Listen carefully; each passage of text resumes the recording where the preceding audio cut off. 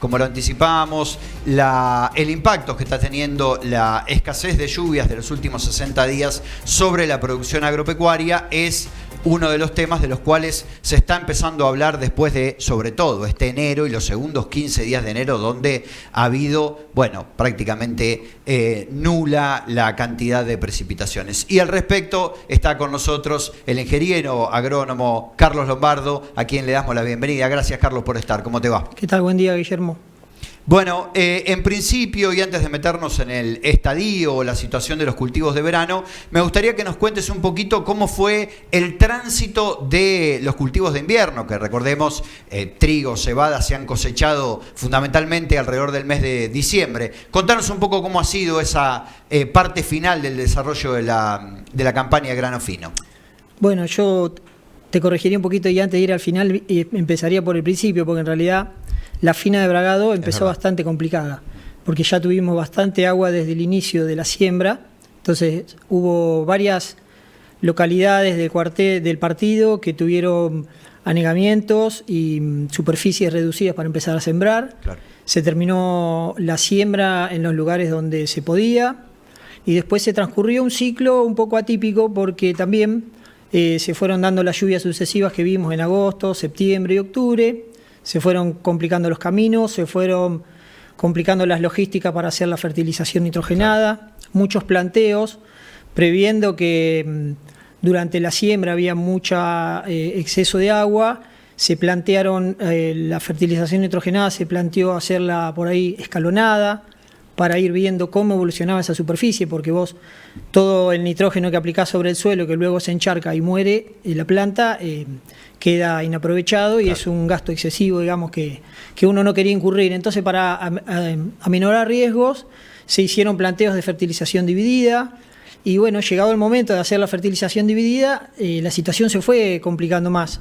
Tuvimos problemas en algunos lados de caminos o anegamientos en los mismos lotes. Fueron ganando, los charcos fueron aumentando la superficie, se fueron expandiendo y fuimos perdiendo superficie productiva, muerte de plantas y bueno, entonces eso hizo tener un mosaico de distintas particularidades. Hubo lotes que estuvieron muy bien, claro, mucha variabilidad.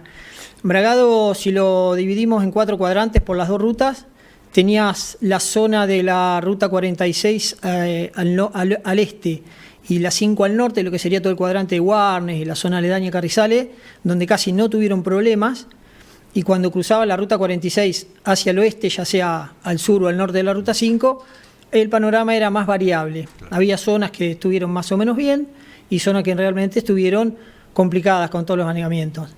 Entonces, todos estos anegamientos después produjeron pérdidas de rinde y claro, pérdidas de calidad, porque el agua, al ir aumentando la superficie en lugares donde las plantas ya estaban desarrolladas o habían fructificado, se había generado el grano, y a medida que fueron muriendo, esos granos después también fueron perdiendo calidad, quedaron granos más livianos, claro, se perdió la capacidad de por ahí traslocar más nitrógeno a la espiga y tener granos de calidad. Tenemos muchos trigos con bajo pH, que es el peso hectolítrico, que es un factor importante de la calidad, como también la proteína, bien, culpa de, por ahí, no haber podido llegar con la fertilización y también que el exceso de lluvia mueve los nutrientes un poco más abajo tal vez de la zona de captación de las raíces, entonces es pérdida de nutrientes que no van al grano. Y se ve que hubo impacto desde la cantidad y desde la calidad. Y desde la calidad, sí, tal cual, bien, las dos cosas. Y bueno, y esa gruesa arrancó con una siembra en ese contexto y esa coyuntura que también nombrás, ¿no? Claro. Con campos, en algunos casos con excesos y demás. También muy variable, fue muy particular. Generalmente la siembra gruesa en Bragado y la zona arranca a mediados de septiembre, claro, y se da hasta fines de diciembre. Este año, en la fecha óptima de maíz, que es más o menos ahí, 15 de septiembre, 15 de octubre, se pudo hacer una parte y después empezaron a venir las lluvias y se fue amontonando lo que no se sembró, claro, de maíz en ese momento, más el inicio de la soja, que también se empezó a hacer en lugares donde se podía y lugares donde no, se fue esperando.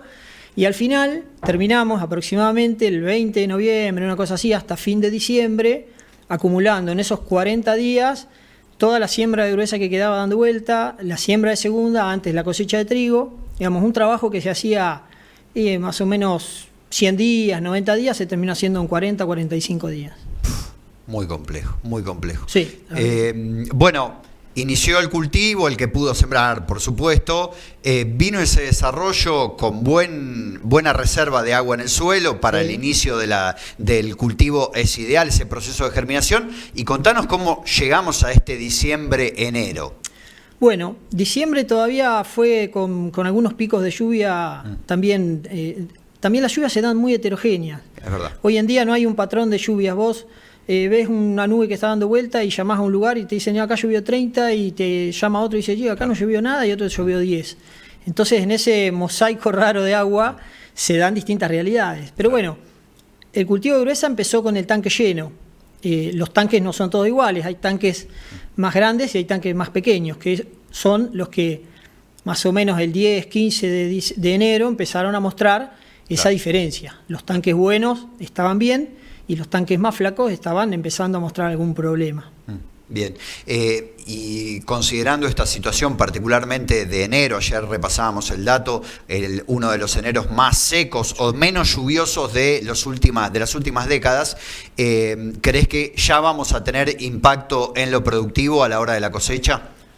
Mirá, hoy todavía es muy difícil tirar un número, sería muy desafortunado porque en esa heterogeneidad de siembra hay heterogeneidad de realidades. Entonces, sí, te puedo decir que las siembras óptimas de maíz que se hicieron entre el 15 de diciembre y el 15 de octubre están buenas. Bien.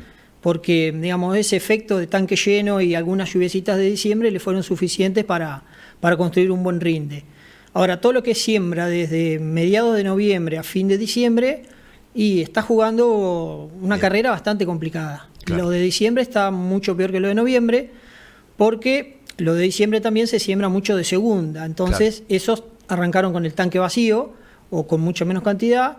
Y bueno, hoy esa falta de lluvias de enero, como vos decís, sumado al exceso o altísimas temperaturas, no tanto exceso, son temperaturas más que nada fuera de lo normal en la cantidad de días que se dieron. Yo no lo escuché a Sergio, pero seguramente debe haber algún indicio de que fueron muchos días de mucha temperatura, baja humedad relativa. Entonces, todo eso son factores que restan condiciones al cultivo para que desempeñe un crecimiento normal u óptimo.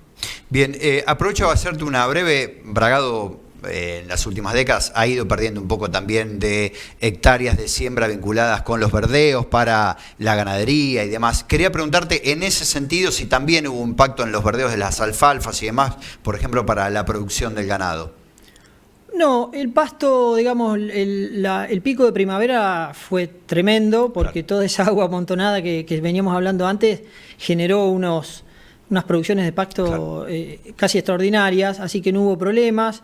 El verano, como también la hacienda por ahí se restringe un poco más a zonas bajas o recursos que están preparados, digamos, estaban bastante bien. Convengamos siempre también, pongamos una fecha a tope que fue más o menos el 15 de enero. Del 15 de enero a hoy, que estamos casi a 10 de febrero, el panorama está más complicado. Claro. Carlos, y una última más vinculada, pensaba a tu rol y al rol de los profesionales de la agronomía en general. Debe ser un desafío cada vez más importante de tener que planificar siembras y desarrollo de cultivos con un clima cada vez más variable, ¿no? Por supuesto, esto no es de este año, sino que es una tendencia que se viene acentuando, si se quiere, en las últimas décadas. Me imagino que ahí también hay un desafío profesional importante. Continuamente. Si nos retrotraemos apenas 4 años atrás, pasamos 3 niñas que nos tuvieron a palos con los veranos súper complicados. El año pasado fue un año bueno y este año pasó de muy bueno a ahora como está. La verdad que te exige estar continuamente teniendo planes B y planes C. Claro. Se terminó o hace años ya que no estamos con algo estable y decir, bueno, este año hacemos esto desde el día 1 de la planificación hasta el final y lo cumplimos tal cual. Lamentablemente, y es lo lindo también de la profesión, ¿no? Que te pone en desafíos continuamente, porque la verdad que estás cambiando de planes y modificando cosas que, bueno, pero se lleva, digamos, está bueno, y la capacidad productiva de la zona y todo eso hoy todavía brinda resultados. Claro, pero bueno, también. Claro. El agua hace falta, es un bien necesario 100% para la producción. Carlos, muchas gracias por haber venido a compartir un rato del día. Bueno, Guillermo, espero haber sido claro. Gracias a vos y saludo a toda la audiencia.